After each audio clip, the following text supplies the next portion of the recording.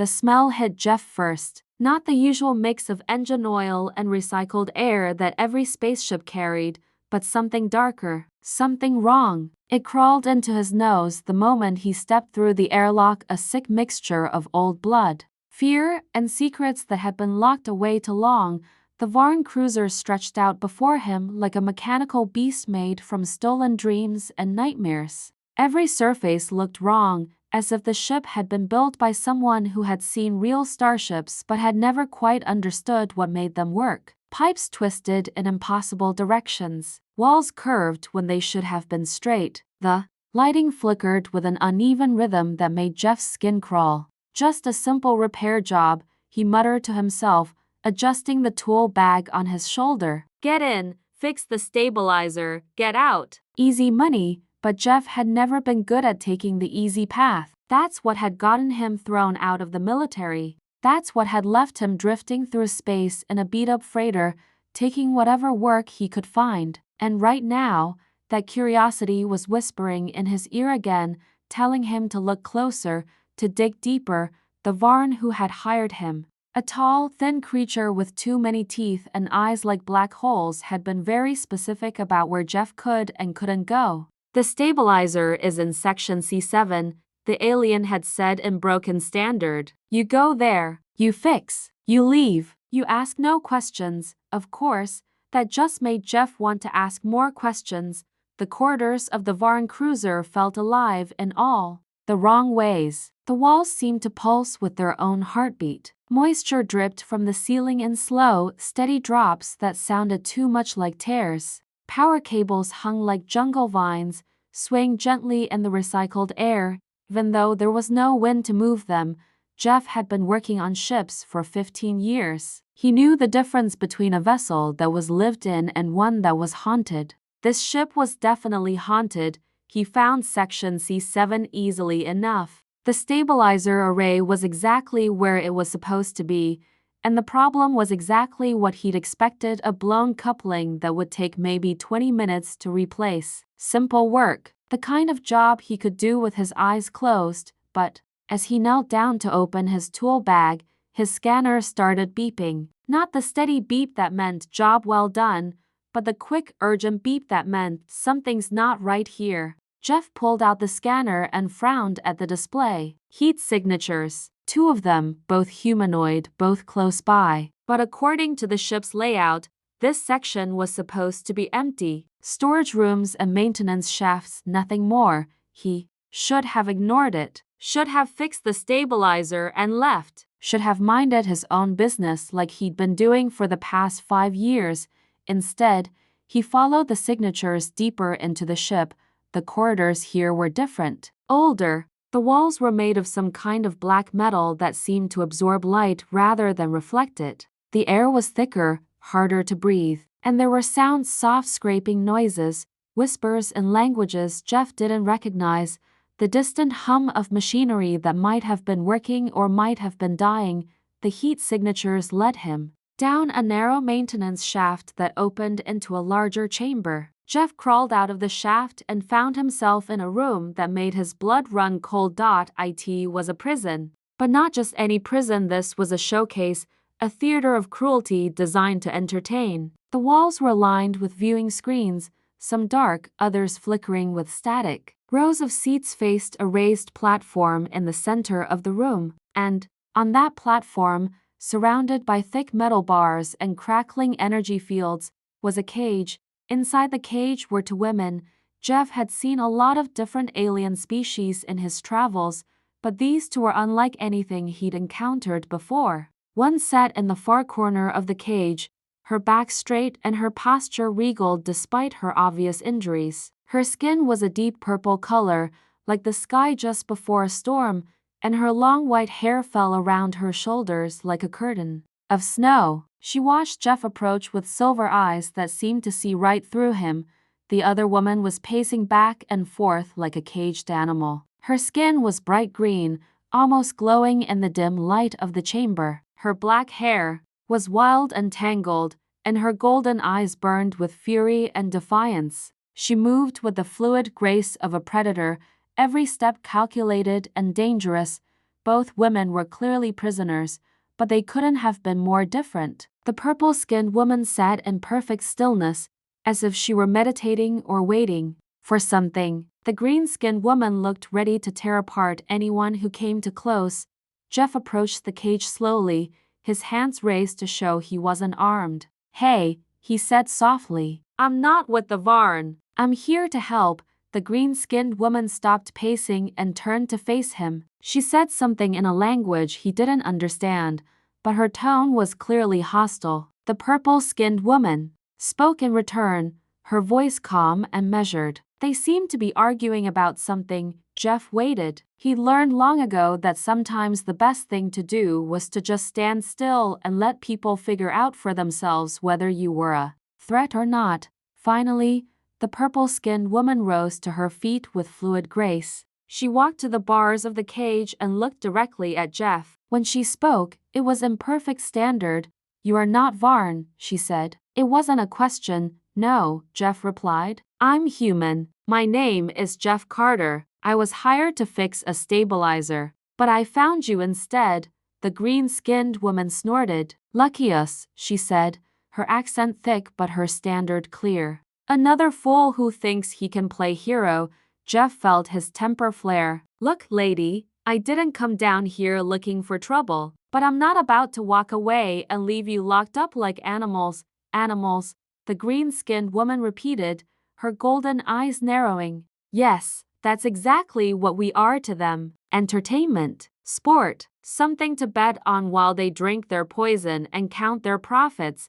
The purple-skinned woman placed a hand on her companion's arm. "Zara," she said quietly. "Let him speak." "So." The green-skinned woman was Zara. Jeff filed that information away. Names were important. Names made people real. "What are your names?" he asked. The purple-skinned woman inclined her head slightly. "I am Carrie of the Anizan Flameborn. This is Zara of Thesari." Jeff nodded. He'd heard of both species, though he'd never met any in person. The Anizan were known for their emotional control and their connection to ice and cold. The Thesari were desert dwellers, fierce warriors who lived on a planet with two suns.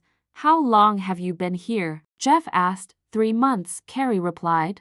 "We were captured during a raid on a transport ship. The Varn use us for their arena fights." "Arena fights?" Zara's laugh was bitter. "They make us fight each other, or fight their creatures, or fight anyone else they can throw into the cage. The crowds love it. Bet on who'll live, who'll die, who'll break first." Jeff felt sick. He'd heard rumors about illegal fighting rings in the outer systems, but he'd never seen one up close. "Have you tried to escape?" "Of course we have," Zara snapped. "Do you think we're stupid? The cage is equipped with pain fields. Touch the bars wrong and you'll be screaming for hours. The locks are biometric. And even if we could get out, where would we go? We're in the middle of space on a ship full of Varn." Jeff pulled out his plasma torch and examined the lock mechanism. It was complex, but not impossible. "I might be able to get you out of here." "And then what?" Zara asked. "We run through the corridors until the security drones cut us down. We steal a shuttle and hope we can outrun their fighters." "I have a ship," Jeff said. "It's not much, but it's fast. And I know these kinds of vessels. I can get us to the hangar bay." Carrie and Zara exchanged a look. There was a whole conversation in that glance, years of shared captivity and mutual distrust compressed into a single moment. "Why?" Carrie asked finally. "Why would you risk your life for strangers?" Jeff was quiet for a long moment. He thought about the mission on Lisa 3, about the screams over the radio, about the woman he'd never been able to save. He thought about all the times he'd walked away when he should have stood and fought. "Because it's the right thing to do," he said finally. Zara rolled her eyes. "Heroes get people killed." "Maybe," Jeff admitted. "But cowards get people killed too." Just more slowly, he activated the plasma torch and began cutting through the lock mechanism. The work was delicate. Cut to deep and he'd trigger the alarm system. Cut to shallow and the lock wouldn't open. But Jeff had steady hands and 15 years of experience with ship systems. The lock gave way with a shower of sparks. Immediately, alarms began wailing throughout the ship. Damn, Jeff muttered. So much for the subtle approach. The cage door hissed open. Carrie stepped out first, her movements graceful despite her injuries. Zara followed, her eyes already scanning the chamber for threats. This way, Jeff said, leading them toward the maintenance shaft. My ship is in Hangar Bay 7. They moved through the corridors like ghosts, Jeff in the lead with his scanner. The two women closed behind. The ship was coming alive around them, emergency lights flashing red, automated systems humming to life, the sound of running feet echoing through distant corridors. A security drone dropped from the ceiling without warning. Jeff raised his plasma torch, but Zara was faster. She dove forward with a snarl that sounded more animal than humanoid, tackling the drone in midair. Sparks flew as she tore it apart with her bare hands.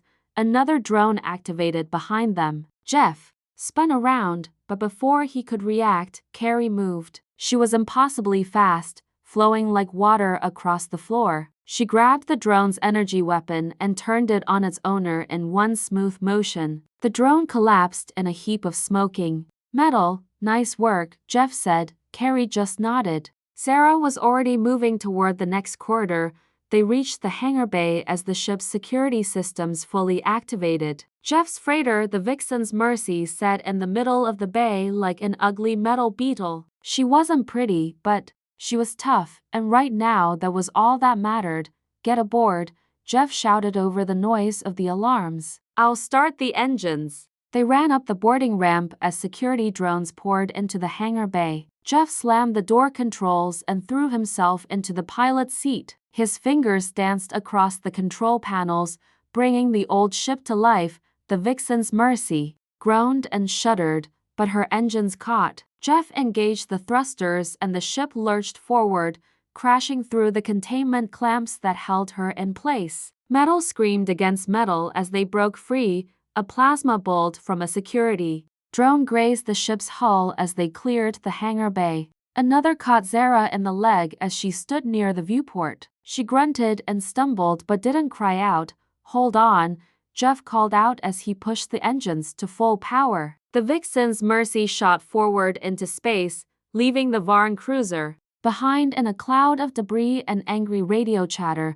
For a long moment, nobody spoke. They were free, but Jeff knew it wouldn't last long. The Varn would come after them. They had to. Finally, Zara broke the silence. So what now, hero? Jeff leaned back in his pilot's seat and looked at his unlikely passengers. Carrie sat near the bulkhead, calm and composed despite everything they'd just been through. Zara stood by the viewport, favoring her injured leg but still radiating dangerous energy. Now, Jeff said, we figure out where you want to go, anywhere but here, Zara replied. That's not very specific. Carrie spoke up. We have no home to return to. Our ships are gone. Our people think we are dead. Then we'll have to make new homes, Jeff said. Find new people. Start over. Zara looked at him suspiciously. You make it sound easy. Nothing about this is going to be easy, Jeff admitted. The Varn will be looking for us. We're wanted criminals now. But at least we're free criminals. Carrie almost smiled at that. Almost. My name is Jeff Carter, he said formally. Welcome aboard the Vixen's Mercy. She's not much to look at, but she's home. Thank you, Carrie said quietly. For what you did back there. Zara didn't say anything, but she nodded once. It was a start. Jeff turned back to the controls and began plotting a course to the nearest neutral system. Behind him, he could hear Carrie and Zara settling in for the long journey ahead. They weren't friends, not yet. They weren't even really allies, but they were together, and for now, that was enough. The stars stretched out ahead of them, full of possibilities and dangers in equal measure. Jeff had no idea what the future held, but for the first time in 5 years, he felt like he was moving in the right direction. The Vixen's Mercy hummed beneath them as they flew toward whatever came next. The Vixen's Mercy drifted in orbit around a forgotten moon in neutral space, far enough from any patrol routes, close enough to emergency jump points if trouble came sniffing from the outside. The ship looked like it had barely survived a firestorm. Scorched hull patchwork repairs mismatched panels from 5 different eras. Inside it wasn't much better. The lights flickered, the doors creaked. Every third console had something taped to it, but it was safe for now. Too safe. Maybe the air between Carrie and Jera was thick enough to cut with a plasma blade. They didn't fight, not physically, but tension seeped from the walls like condensation. Jera was loud every step she took. A coat she never closed a drawer quietly, never spoke below what Jeff privately called her command voice. She complained about food, the showers, the temperature. She wandered barefoot through the ship, dropping snide comments and strange idioms Jeff didn't understand, but got the general message from Kalari is annoying. You're clueless and I'm hungry. Kalari, in contrast, barely spoke at all. She floated silently through the halls like a violet ghost, long white hair drifting behind her, expression unreadable, hands always folded neatly at her waist, but Jeff could feel the chill she projected, not literal cold, though her presence did somehow make the room colder, but emotional, measured, calculated, and if she said anything it was delivered with such precise neutrality it somehow felt more cutting. Jeff had become the reluctant diplomat between two opposing elements, fire and frost, heat and silence. Jera and Carrie Anzame. His ship hadn't exploded yet. Jara, he called, leaning into the galley. Did you reroute the thermal exhaust again? She didn't look up from her plate. The kitchen was cold. It's not cold now. You're cooking the ship. Good. She smiled sweetly. Maybe it'll loosen up your grumpy glacier over there. Glaciers don't cook. Kari said from the far corner without looking up from her data pad. Exactly. Jara shot back. Jeff sighed and walked out. That night he found Kari curled up in the engine room, not sleeping, not meditating, just sitting alone. Her back was to a bulkhead, her long legs drawn in close, flickering light from the exposed coil casting shadows across her violet skin. Her species, the Cyanville of KRY-9, a world of endless ice and glassy silence, was known for their composure under pressure and isolation. Cold wasn't just her environment, it was part of her, but she looked colder than usual. Jeff hesitated, then walked to the storage unit and pulled out a thermal blanket. He crossed the room, knelt beside her, and draped it across her shoulders. Without a word, she opened her eyes instantly, those silver irises focused on him, sharp as ever, but she didn't pull away. Jeff stood to leave, but before he could, her hand reached out, fingers wrapped gently around his wrist, just for a second, long enough to say something without speaking. Then she let go. He left without asking why. The next morning, the scent of something burning pulled him back to the galley. Jera stood over the stove, stirring a pan full of aggressively red sauce. Her green skin shimmered in the rising steam, and her black hair was tied up in a surprisingly neat bun. She washed him. Jeff leaned on the door frame. What are you cooking? Food, she said. Proud for you. He blinked. Oh, that's great. She turned, plating it with a flourish, spice-like. The sorry heated clears the mind and the nose and probably your entire digestive system. He took a cautious bit. His entire skull ignited. Tears filled his eyes. The Thesari were desert, born from Zarathkai, a twin-sunned world with blazing sands and windstorms that peeled skin from bone. Their cuisine didn't believe in mercy. It's powerful. He managed, face turning red. Jera beamed. Just like me. Carrie entered a moment later, silent as ever, and placed a tall glass of water on the table next to him. Jeff reached for it, instantly gulping it down with a grateful groan. Jera's grin faded into a scowl. Kalari simply took the empty plate and set it in the sink. Jera crossed her arms. Did he ask for your water? He didn't have to, Kalari said coolly. Then maybe next time you can cook him something that won't kill him. Maybe next time you can cook something edible. Jeff cut an eyes wide. Let's not turn breakfast into an interstellar incident. Neither of them answered, but for the rest of the day Carrie stayed near the cockpit and Jera returned to her loud stomping circuit of the ship. That night the power went out. No warning, no flicker, just darkness. Jeff was in the engine room in seconds, flashlight between his teeth, hands in the guts of the ship. Sparks snapped at his fingers. He hissed in pain, then dove deeper into the console, trying to reroute the coolant flow. Kalari arrived quietly. She didn't speak, just dropped to her knees and began manually stabilizing the surge valves, her movements graceful but quick. Jera burst in seconds later, hair loose, wildeed, carrying an old glow panel. She set it beside them, then knelt by Jeff. He was pale, sweating, hands burned. Jeff she said, tone unfamiliar, soft. Worried he didn't answer, Carrie leaned forward and pressed two cool fingers to his temple. Jara gripped his hand. They held him steady together. The ship shuddered, then lights came back on. Jeff slumped back, breathing hard. Carrie withdrew her hand. Jara loosened her grip. He looked at them both. Thanks. Carrie stood silently and turned away. Jara nodded once and followed. Neither of them looked at each other, but in that moment, in that emergency glow with circuits still hissing and smoke curling from the walls, Jeff saw something fragile take root. Not peace, not friendship, but possibility. And in the quiet after, as the ship stabilized and drifted once more into the stars, Jeff realized something strange. They were starting to belong here, all three of them. The storm came fast. 1 second, the Vixen's Mercy was gliding through neutral space on a clean trajectory. The next, the ship was caught in the jaws of a sudden, I don't surge, tossed like a toy in a cosmic tide. Outside, blue-white lightning rippled across the stars like fractures in the void. An incendiary console screamed in protest. Jeff swore under his breath and sprinted for the engine core. Sparks rained from thistling. The power grid shivered under the weight of the storm's electromagnetic waves, threatening to overload everything. If the shielding failed, they wouldn't die quickly. They drift powerless until the next pyrotech crew picked their bones clean. He dove into the panel, hands moving on muscle memory. The coolant lines were hour-dialing, the relay wires vibrating too hard to be safe behind him. Cause voice cut through the chaos. You can't hold the coil like that, you'll burn through your skin. Not the priority, he muttered, gripping the conduit anyway.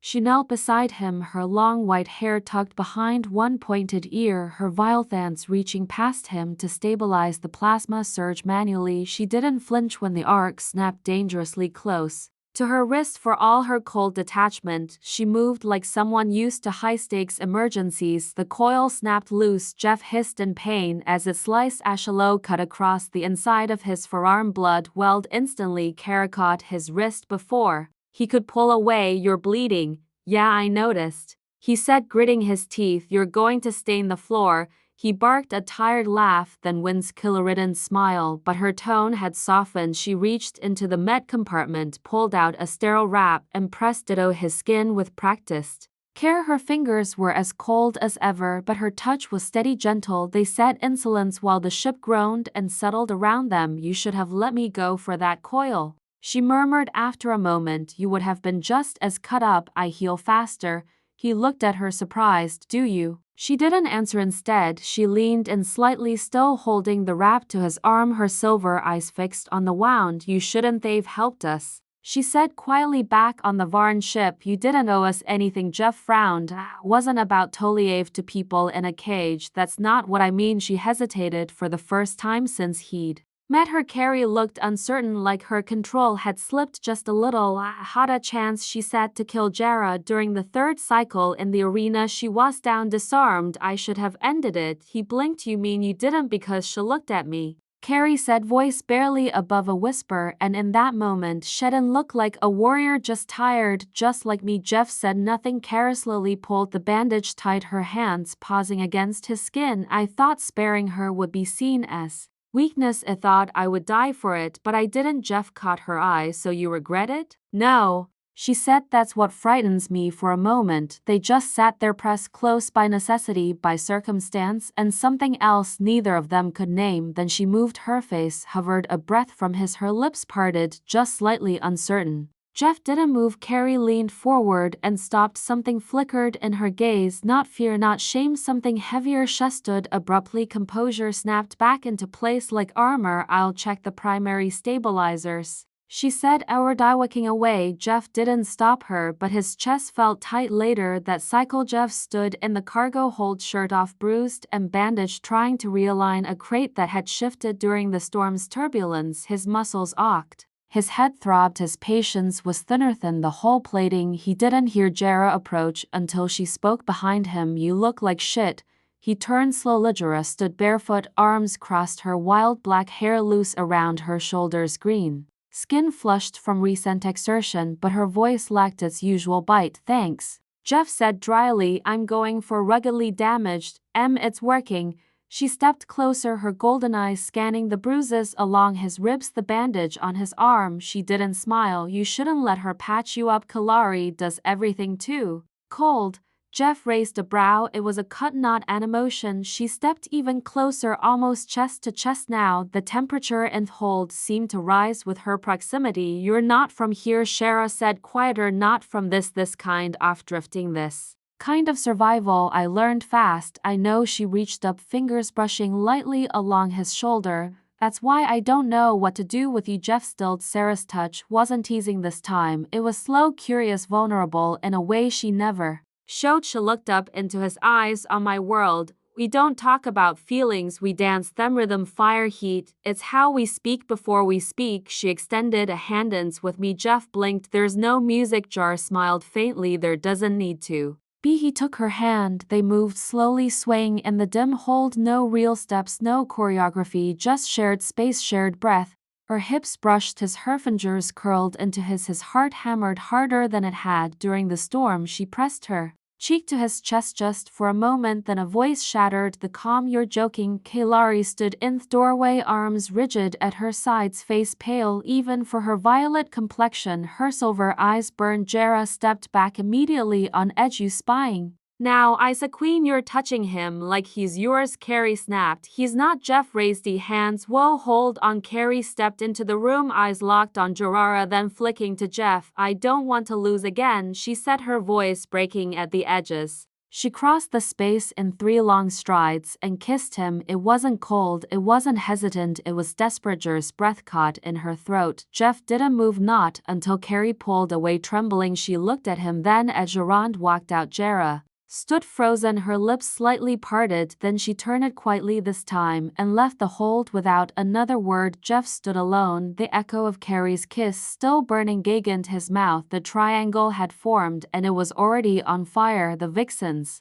mercy floated in silence outside of the asteroid market, glimmered in the distance, a mess of flashing neon signs, black market trade hubs, and low-orbit junk rings inside the ship, however, was quieter than it had ever been, uncomfortably so. Jeff had gone out on a supply run alone. Carrie hadn't protested, Jara had only shrugged, but the second he was gone, the silence thickened like a pressure drop before a storm. The 2 alien women sat in opposite corners off main lounge. Kiari lounged with one leg crossed, expression unreadable, a data pad in hand. Jara across the room spun a combat knife between her fingers, rhythm sharp and deliberated, tapped metal with every flick, not loud but constant tap tap tap. Kalari didn't look up. Jara rolled her shoulders. What? Kalari's voice was quiet, measured. Do you ever stop fidgeting? Jara smirked, flipping the blade one last time before sheathing it. Do you ever stop judging? Kalari gave her a glance like a frostbite warning. I observe there's a difference.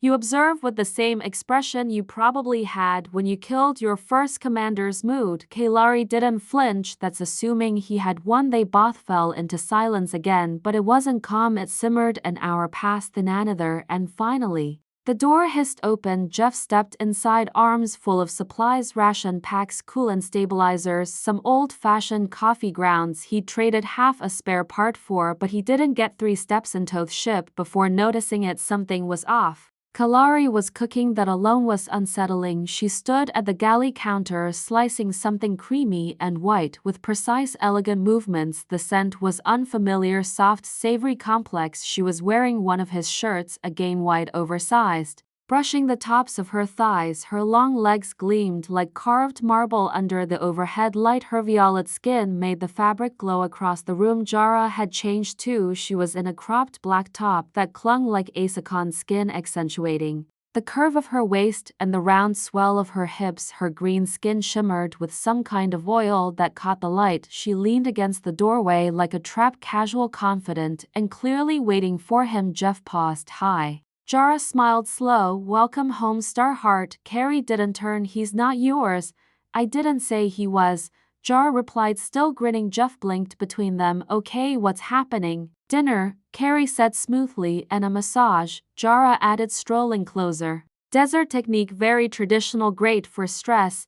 Jeff looked between them again. Right. Carrie set down a bowl of her dish, a creamy, gently spiced mix of things Jeff didn't recognize, garnished with some sort of glistening leaf. It smelled like the inside of a warm house during winter. Then Jar dropped her plate down a deeper dish sizzling with steam studded with sharp herbs, the kind of food that made your eyes water just looking at it. Both women stood expectantly. Jeff sat down. He took a bite of Carrie's first. It melted across his tongue like silk, subtle, balance, rich. Then he tried Jar's fire. Delicious fire heat bloomed in his mouth and radiated down his chest, but the flavor was intoxicating, wild, sweet, feral. He set the fork down slowly. Both are great. Jara leaned forward, crossing her arms under her chest. Yeah, but which is better? Carrie stepped closer, arms folded. Be honest. Jeff looked from one to the other. They were so different. Standing side by side, Kalari cool-toned and regal with an air of untouchable grace, Jara vibrant and warm and physically present in every sense of the word. Carrie's body was long, lithe and strong, shoulders slightly broader, herbous, full and pronounced. Beneath the loose cotton of his shirt, her legs were smooth, sculpted, carrying years of qui discipline. Jara's form was lush, grounded, like someone carved from sun-baked clay. Waist narrow, hips generous, thighs strong. She didn't hide her curves. She moved like she wanted you to look, and you did. Jeff opened his mouth, closed it again. Carrie raised a brow. My figure is superior by human standards. Yes. Jar laughed. You mean your chest is? It's a significant having. Jeff coughed. Jar grinned, swaying her hips a little. And what a boothies. She turned just enough to show the full curve of her backside. Tell me that isn't driving you crazy. Kalari rolled her eyes but looked anyway. You have overdeveloped glutes.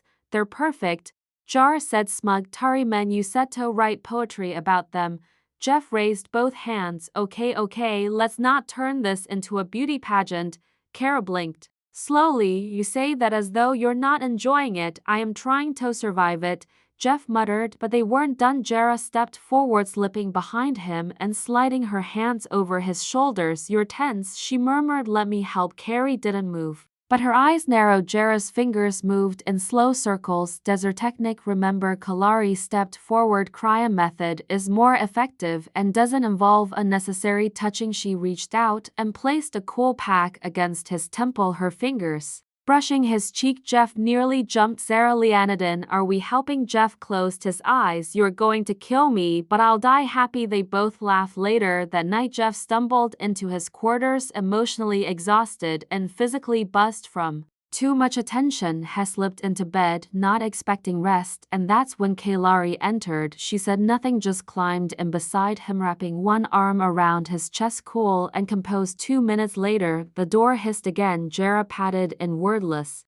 She slid in behind him, curling around his back like a furnace. Neither of them acknowledged the other. Jeff stared at the ceiling, heart pounding. Carrie nuzzled his neck. Jar's hand curled around his waist. He was trapped willingly, utterly and completely, and he didn't want to be anywhere else. Jeff woke slowly. For a long moment he didn't open his eyes. He simply felt a cool hand rested against his chest, palm curved slightly over his heartbeat. A warm thigh lay tangled with his own. Soft breath hit the back of his neck in gentle rhythm. He didn't need to look to know. Kalari pressed against one side of him, a steady presence of cool serenity. Her fingers had slid beneath his shirt in the night, resting lightly over bare skin, unmoving but secure. Jara curled behind him, molded to the shape of his spine, her body like fire against his back, one leg draped possessively over his hips, her breath warming the side of his throat. No words, no questions, but nothing about it was accidental anymore. Jeff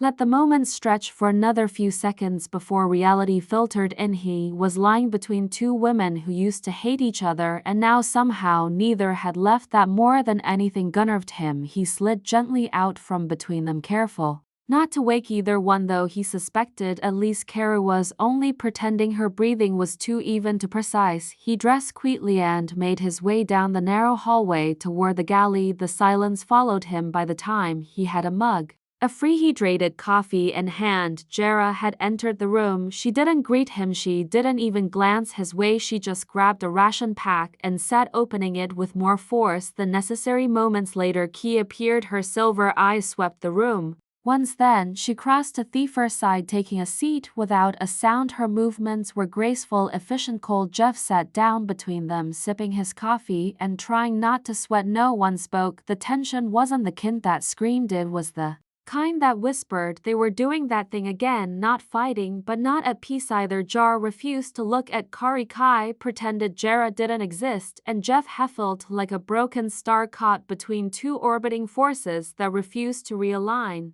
Last night had been some made real to be ignored, and now it was echoing in their silence. Kari finally broke it. We need to leave orbit by nightfall. The Varn could be tracking the outer beacons. Jera shrugged, eyes on her food. Let them come. Kari's gaze flicked to her. You mean let them find him? That got Jera's attention. She looked up, golden eyes sharp. If they do, I'll burn them out of the sky. Jeff cleared his throat. Let's not test that just yet, but the warning had merit. They couldn't stay idle too long, not this close to the grave march, so they worked. They prepared the ship in mostly silent coordination. Kalari ran system checks while Jera inspected external thrusters. Jeff moved between them like a translator no one had hired. Then the proximity alarm blared. Jeff reached the cockpit in 2 strides, Kalari right behind him, Jera sliding into the co-pilot seat without hesitation. The screen lit up, an unknown ship dropping out of low orbit, small, fast, but heavily armed.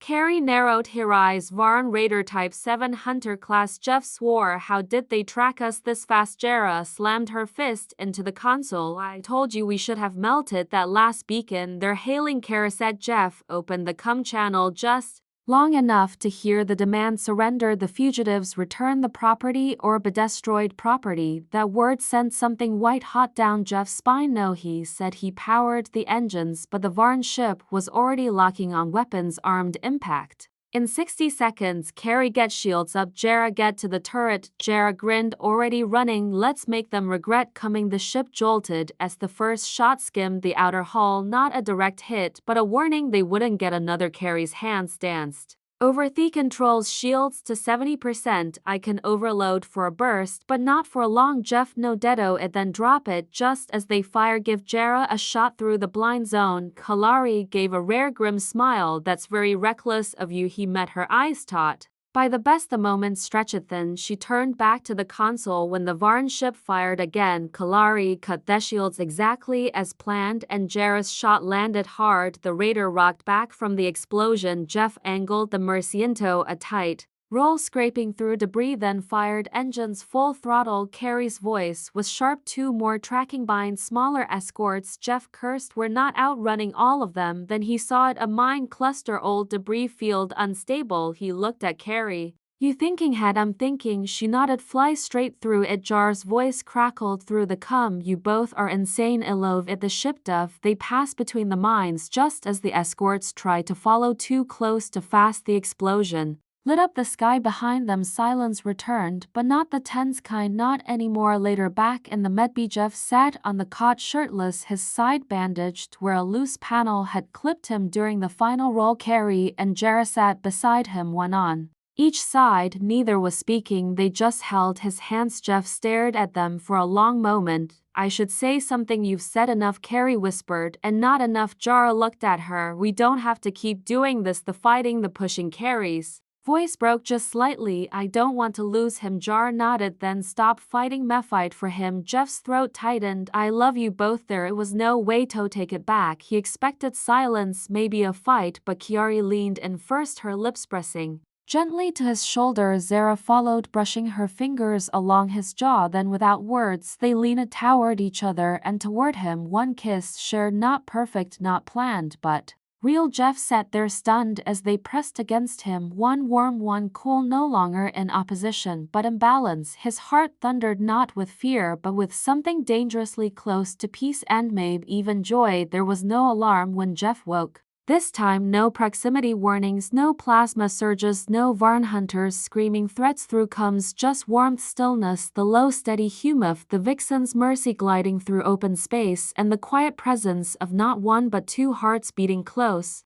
to high sound. Jera lay stretched across his chest, her face tucked into the hollow of his throat, her arm wrapped protectively over his ribs. Her body was a sun-soft curvashivy warmth, the scent of spiced oils lingering on her skin. Kari rested on his other side facing him, one hand gently cupped his cheek, her thumb tracing slow, absent circles along the curve of his jaw. Her cool breath ghosted over his collarbone, and her white hair spilled like light across the sheets. Jeff blinked slowly, eyes adjusting to the soft golden light streaming through the viewport. He didn't speak, didn't move, because something fragile had settled between them in the night, something real. The walls had dropped, the pretending had stopped. There was no more rivalry, just them. He let his hand slide gently over Kari's hip, then down to where her thigh draped over his. She shifted, eyes still closed, but a small smile tugged at the corner of her lips. From his chest, Jar muttered, "If you're thinking of sneaking out of bed, don't." "I wasn't," Jeff murmured. "Good."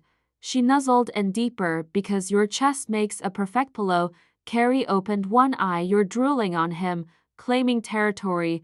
Jar whispered, half asleep. "You'll understand one day."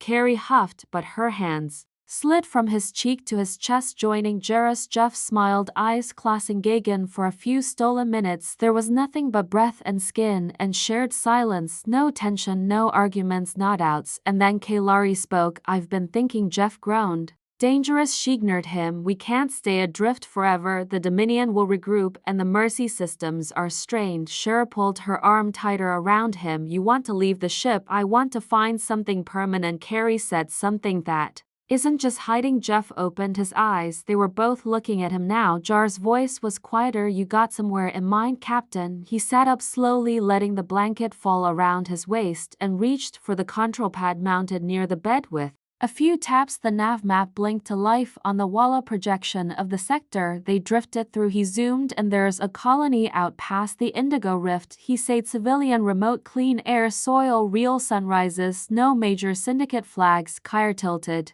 her head. "Hearthpoint?" Jeff nodded. "I've heard of it," she said, small, neutral, off-grid enough to be ignored. Zara raised an eyebrow. "You're serious? Dirt gardens, quiet nights, that kind of thing. Why not?" Jeff looked between them. "We've spent enough time running, fighting, surviving. Don't you want to live?" Kara was quiet a long time, then she nodded. "I do." Jarrah blinked. "You two are getting soft." Jarrah, Jeff said, "You literally spooned me all night." "Yeah," she grinned, "but I did it aggressively." They laughed, genuine, bright. It filled the cabin like heat from a hearth. They didn't pack much. What would they take? A ship filled with patched systems and salvaged spare parts, a few weapons, some hand-stitched clothes. The memory of battle survived. They didn't need more. By the time the Vixen's Mercy descended through Hearth Pawinsism, Jeff stood between them on the bridge, watching a new world come into focus through the window. Green fields, domed gardens, sun-washed forests, no bars, no smoke, no screaming metal. Kara leaned slightly against his shoulder. "It's beautiful." Jarrah snorted. "It's boring." "Good." Jeff said. "The colony wasn't flashy, it wasn't impressive, but it was real." People waved when they arrived. No one stared too long, no one asked about their past. Daryl, the colony steward, met them with a handshake, a quiet nod, and a list of available dwellings. He never escaped. "We three people so different, so scarred, we're traveling together." He just smiled and said, "We've got room if you want it." They did. Their new home was small, circular walls made from earth and clay and local stone, domed roof lined with solar mesh, a real bed, a shared one. Kara set up a reading terminal by the window. Jarrah claimed a hammock outside. Jeff spent the first day barefoot in the garden, hands dirty, hearts strangely full. That night they didn't light candles or celebrate. They just curled into each other in the dark, letting silence speak what words couldn't. And in the days that followed, something new bloomed. Kalari led more often. Zara picked fewer fights. Jeff stopped flinching at quiet. They cooked, they argued over spices, they bathed together under heated waterfall tiles built into the side of their dwelling. They lived. One evening, after a quiet dinner, Jeff sat on the porch watching the stars blink to life. Kay stepped outside, wrapping a shawl around her shoulders. Jarrah followed barefoot, as always, plopping beside him with a soft sigh. Jeff looked at them both. "I keep waiting for the next emergency," he admitted. Kari looked up at the sky. "Maybe peace is the emergency, the part we don't know how to survive." Jarrah reached for his hand. "Then let's learn." Kalari took the other, and just like that they sat there, still entangled, steady, not drifting, not chasing, just being together. Not perfect, not simple, but theirs. Finally and completely. Morning came, soft to hear. Hearthpoint, twin suns crept over the horizon like old friends, casting gold across the clay paths and the dew-streaked glass domes of the colony. Light filtered through the sheer fabric draped over the windows of their small home, casting warm shadows on the curved walls inside. Jeff stirred awake, blinking at the way the light touched everything gently. No sharp angles, no cold metal, nor alarms. Just peace and warmth. Carrie was still asleep, her white braid half undone across the pillow, one arm draped loosely over his chest. Her breathing was slow and even, a trace of a smile hosting her lips. Jera lay pressed against his back, one leg tangled with his under the thin blanket. Her hand rested on his stomach, fingers spread like she was afraid he might disappear if she let go. He didn't move, didn't dare, because this right here, this was the ending he never imagined surviving long enough to reach. He'd lost track of how many days had passed since they landed, and maybe that was the point. No clocks, no countdowns, just moments, small sacridones shared and never rushed. He finally spoke, his voice a quiet rasp. "I love you, Beth." He'd said it before, but here in this light, in this silence, it meant something different, something whole. Neither woman replied right away. Then Kiari's fingers shifted on his chest. Her voice was low, still thick with sleep. "We know." Jera's breath tickled his neck. "You're ours now." Jeff chuckled under his breath. "Is that how this works?" Carrie lifted her head slightly, blinking at him with silver eyes. "You're the first thing in years I've wanted to keep." Jara leaned over and kissed his shoulder. "Same, annoying as you are." He smiled a little crooked. "You know, I never planned to get trapped between a fire dancer and an ice queen in deep space." Kalari arched a brow. "We're the ones in the cage." Jara grinned. "You climbed in willingly." Jeff sat up carefully, the blanket falling around his waist, revealing the faint scars still healing across his ribs, marks from the fight with the Varn from crash from before. He looked down at them, then at his hands. "We're not running anymore," he said. Kalari nodded. "No more worships, no more cell doors, no more proving ourselves." Jera added, "Just to stay alive." There was a long silence, thickened, that settles gently, not awkwardly. Then Carrie sat up too, wrapping the blanket around her shoulders. "We should plant something." Jeff blinked. "Sorry." She looked out the window at the open yard.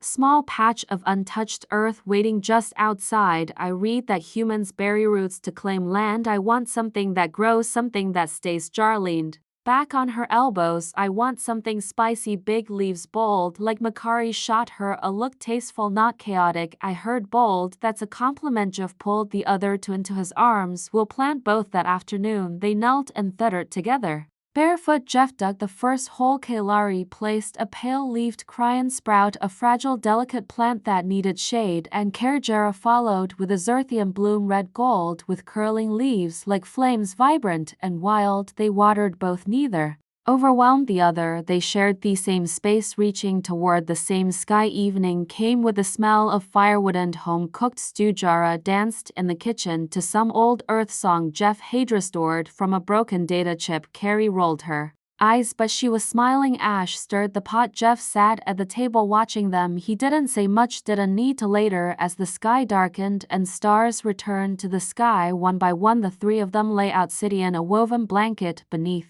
the open dome of their garden. Jera stretched across his stomach, head on his chest. Kalara curled against his side, one hand resting in his hair. The stars above were quiet. No ships, no pursuits, just constellation. Shad had existed long before them and would exist long after, but this moment, this was theirs. Carrie spoke softly. "Do you regret it freeing you?" Jeff, a sked number, "Choosing both of us." Jera was quiet, waiting. Jeff kissed Kalari's temple, then Jera's brow. "I think," he said, "I stopped surviving the day I met Yowind. I started living." Carrie exhaled. Jera said nothing but slid her fingers between his and held on tight. The wind rustled through the leaves of their small garden, roots buried deep, hearts steady. No more just no more wars, only what they chose to keep. Earlier that night, the wind outside whispered like a memory through the open vents, carrying the scent of old starlight and distant ozone. Inside, the Vixen's Mercy floated in a rare, perfect stillness, untouched by alarms or pursuit, the kind of silence that felt earned.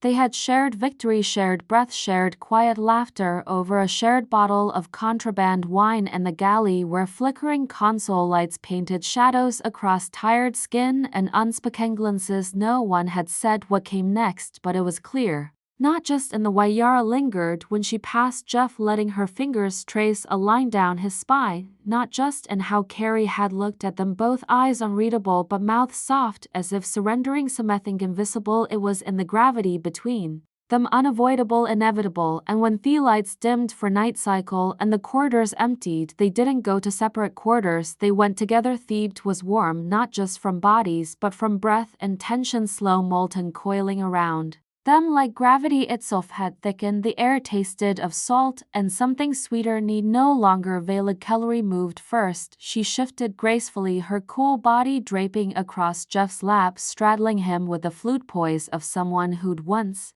danced in zero gravity. The pale silk of her wrap pulled at her hips, forgotten, leaving her skin to glow in the moonlight that spilled from the viewport. Her eyes met his, silver sharp, softening, and she leaned, and not to kiss but to look. Her hands moved to his chest, fingertips tracing the lines of him like he was scripture in a language she'd only just learned how to read. "You've never been touched like this, have you?" she whispered, not accusing but reverent. Jeff shook his head, throat tight. His hands rose instinctively to her hips, but he didn't pull, just held, anchored. His breath shuddered. Kalari's lips brushed the hollow of his throat, her body settled atop his slowly, deliberately, a languid motion that spoke of both curiosity and claim. When she moved, when she lowered herself onto him, Jeff's head fell back with a sound that wasn't quite a moan, wasn't quite a plea. She was cooler than heat, but just as intensity, strong, slow. Every inch of her took him in like she meant to remember the shape of him forever. Behind him, Jara watched, still bare, still wild. Her green skin shimmered with the heat of Desiree. Gaze had lost its usual mischief. What remained was hunger, deep, intense. "You're beautiful when you lose control," she murmured, and crawled forward behind him, her lips grazing his shoulder before she kissed her way down his spine. Jeff gasped. Carrie rolled her hips once, then again, slow, measured, grinding him deeper inside her with every motion. Her eye shelf-lidded, mouth parted. She made no sound but let her breath tell the story. Shaky, tight, unraveling. Jara wrapped herself behind him, her breasts pressed to his back, her hands roaming down his chest. Then lower, she nuzzled into his neck, moaning softly against his skin. When Carrie began to ride him in earnest, each motion deep, fluid, the rhythm building like a storm. "Abuto break. You feel her, don't you?" Jara whispered, one hand reaching to press lightly on his abdomen, the other curling around his thigh. "She loves how you feel her." Carrie's breath hitched, her hands braced against his shoulders, her pass faltering for just a heartbeat before resuming, more intense, now needier. Jeff was lost between Carrie's pulsing tightness and Jara's hands and mouth, between the contrast of ice and fire. Half felt like he was being rewritten, remade. Jara's fingers slid lower, cupping both of them, feeling where they were joined. Her groan low and filthy against his ear. "She's dripping for you," Jara murmured, voice, "You're going to make her come like that, aren't you?" Kalari cried out, then sharp, vulnerable, her composure fracturing as her back arched, her rhythm stuttering. She clung to him, her thighs trembling around his hips. "Yes," she hissed, half to herself, half to the void, and then she did. Her orgasm took her like a tide, controlled the knot. Her body trembled in slow waves, every pulse gripping Jeff tighter, milking him, dragging him closer to his own edge. But he didn't fall yet. Jara didn't let him let before he could follow Kalari into that abyss. Jara gently pushed Carrie back, easing her onto the bed with a soft kiss that lingered on her lips. Silent acknowledgement, silent thanks. Then she slid onto Jeff's lap, herself hot, slick, and insistent. Jeff groaned, head buried in her neck. As she sank down on him in one smooth motion, she gasped, not just at the fullness but at the feeling of following Carrie, of being joined to him so soon after her arrival. It drove her wild. Her hips began to move with no hesitation, all rhythm and hunger and smoke. Carrie, still recovering beside them, watched with a soft, knowing smile. "She likes being watched," she whispered, Jarmo, and louder. She rode him harder, her thighs clenching around his waist, sweat slicking her skin, her hair wild around them. Jeff's hands found her ass, soft, full, strong, and he held her there as she slammed down on him again and again, her nails raking his back. "I've never," Jeff gasped, "never like this. You're mine." Jara panted, her voice breaking. "Our say tours," Jeff groaned. Desperate Jara cried out, her body tightening, convulsing around him, her head thrown back in a climax that shook through every muscle. That's when Carrie slid beside them. Agan kissed Jara's shoulder, then Jeff's cheek, and whispered, "Now come for us." And he did hard, helplessly caught in their headthier strength, their mouths on his skin. His world narrowed into white fire, searing and sweet, his body lost to them, given freely. When he came down, all three were tangled. Kalari curled around his left, her breath slow, content Jara against his right, still flushed, still panting. Jeff lay between them, undone bliss, quiet. Kalari kissed his chest, Jara kissed his neck. No words, just warmth and stars, so many stars.